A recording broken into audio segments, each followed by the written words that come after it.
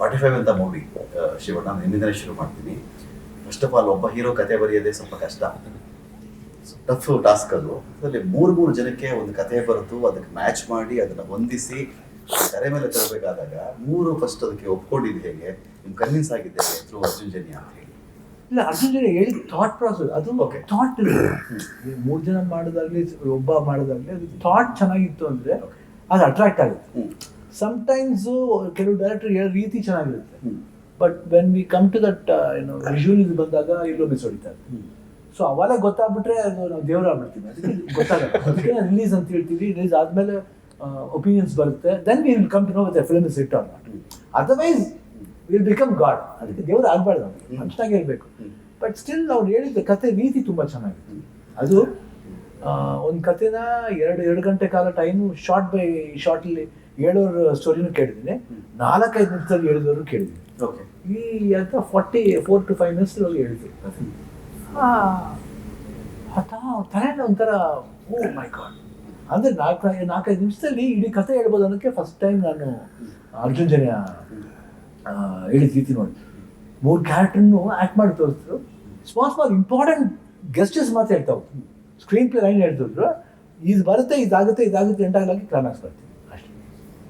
For my god, something new, ಬೇರೆ ವರ್ಲ್ಡೇ ತೋರಿಸ್ತಾ ಇದ್ದಾರೆ. ಓಕೆ, ಬೇರೆ.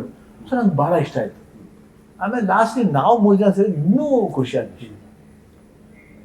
ಯಾಕಂದ್ರೆ ನಾವು ಬೇರೆ ನಾವು ಇಬ್ಬರು ನೋ, ನಮ್ಮವರೇ ಬೇಕು.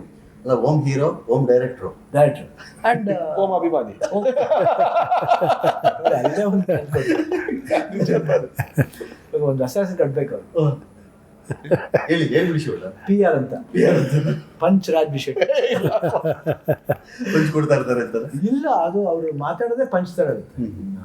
ಐ ಥಿಂಕ್ ಅದು ಉಪೇಂದ್ರ ಗೊತ್ತದೆ. ಸೊ ಇದು ಆಗಿದ್ದು ತುಂಬಾ ಅಟ್ರಾಕ್ಟ್ ಆಯ್ತು ಅವ್ರು ಹೇಳಿದ ಕಥೆ. ಸೊ ಅದು 3 ಜನ ಈಸಿಯಾಗಿ ಹೆಂಗೆ ಇರಬೇಕು ಅನ್ನೋದು ಓಕೆ, ಅದು ಭಾಳ ಚೆನ್ನಾಗಿ. ಕ್ಯಾರೆಕ್ಟರೈಸೇಷನ್ ಇರ್ಬೋದು, ಪ್ರತಿಯೊಬ್ಬರು ರೂಪ ಇರ್ಬೋದು, ಗೆಟಪ್ಸ್ ಇರ್ಬೋದು, ಭಾಳ ಚೆನ್ನಾಗಿ. ಉಪೇಂದ್ರ ಅವರು ಅಂದ್ರೆ ಸ್ವಲ್ಪ ಫಿಲಾಸಫಿಕಲ್ ಅಂತಾರೆ ಉಪೇಂದ್ರ ಅವರು. ನಿಮ್ಮ ಬಗ್ಗೆ ಫಿಲಾಸಫಿ ಸ್ವಲ್ಪ ಓದ್ಕೊಂಡಿದ್ರೆ ಜಾಸ್ತಿ.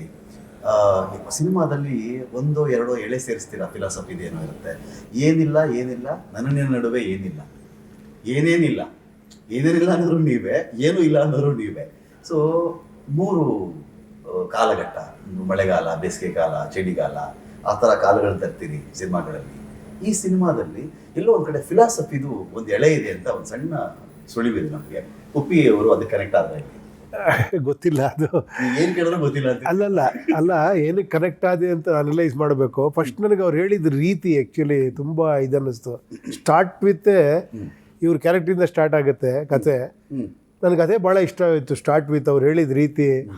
ಆಮೇಲೆ ಅದನ್ನು ವಿಷುವಲ್ಲು ತೋರಿಸಿದ್ರು ಆ್ಯಕ್ಚುಲಿ ಈ ಥರ ಇರುತ್ತೆ ಅಂತ. ಅದಾದ್ರ ಮೇಲೆ ನನ್ನ ಕ್ಯಾರೆಕ್ಟರ್, ಶಿವಣ್ಣ ಕ್ಯಾರೆಕ್ಟರ್ ಎಲ್ಲ ಬರುತ್ತೆ. ಆಮೇಲೆ ಒಂದು ಕಮರ್ಷಿಯಲ್ ಎಮೋಷನ್ನು ಅದೆಲ್ಲ ಜೋರಾಗಿದೆ. ಅದೆಲ್ಲ ಇರೋದ್ರಿಂದ ಏನೋ ಅವ್ರು ಆ್ಯಕ್ಟ್ ಮಾಡಿ ತೋರಿಸ್ತಾರೆ. ಶಿವಣ್ಣ ಹೇಳ್ದಂಗೆ ಹಿಂಗೆ ಶಿವಣ್ಣ ಹಿಂಗೆ ಬರ್ತಾರೆ, ಆ್ಯಕ್ಟ್ ಮಾಡಿ ತೋರಿಸ್ತಾರೆ ಅವರು.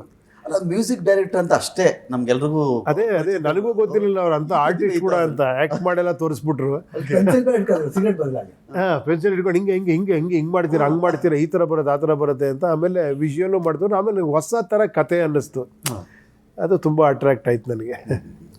ಅಂದರೆ ಈಗ ಈ ಒಂದು ವಿಚಾರದಲ್ಲಿ ಉಪೇಂದ್ರ ಅವರು ಈ ಸಿನಿಮಾ ಮಾಡಬೇಕಾದಾಗ ಶಿವಣ್ಣ ಜೊತೆಲಿ ಇದ್ದಾರೆ ಅಂದಾಗ ಅದೇ ಯಾವ ಥರ ಫೀಲ್ ಇತ್ತು ಅಂತ ಹೇಳಿ? ಅದು ನನಗೆ ಶಿವಣ್ಣ ಇರೋದಂದ್ರೂ ಕೂಡಲೇ ನಾನು ಫಸ್ಟ್ ಆಫ್ ಆಲ್ ಮಾತಾಡಲ್ಲ. ಶಿವಣ್ಣ ಜೊತೆ ಅಂದರೆ ಓಕೆ ಅಷ್ಟೇ, ಅದನ್ನು ನಾನು ಕೇಳೋದು. ಅವರು ಕೇಳಿದ್ರು ಅಷ್ಟೇ, ನೀವು ಕತೆ ಕೇಳಿ ಅಂತ.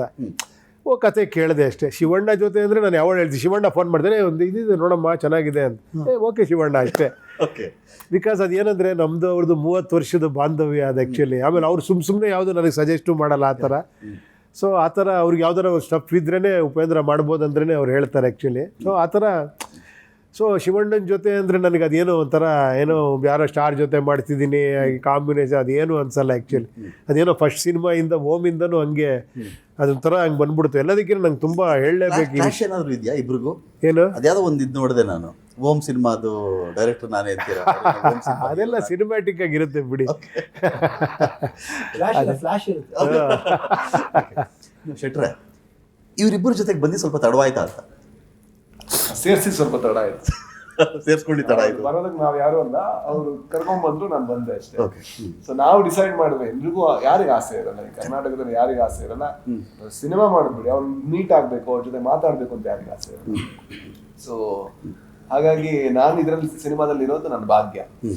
ಅಂಡ್ ಅದ್ರ ಜೊತೆಗೆ ತುಂಬಾ ಇಷ್ಟಪಡುವಂತ ಸ್ಟಾರ್ಗಳು, ತುಂಬಾ ಇಷ್ಟಪಡುವಂತ ವ್ಯಕ್ತಿಗಳಾಗಿ ಬದಲಾದಾಗ ಅದು ಇನ್ನೂ ಜಾಸ್ತಿ ಕಂಫರ್ಟೇಬಲ್ ಇರುತ್ತೆ ಅಂಡ್ ಇನ್ನೂ ಜಾಸ್ತಿ ಖುಷಿ ಆಗುತ್ತೆ. ಸೊ ಆ ಖುಷಿ ನನಗೆ ಈ ಸಿನಿಮಾದಲ್ಲಿ ಸಿಕ್ಕಿದೆ.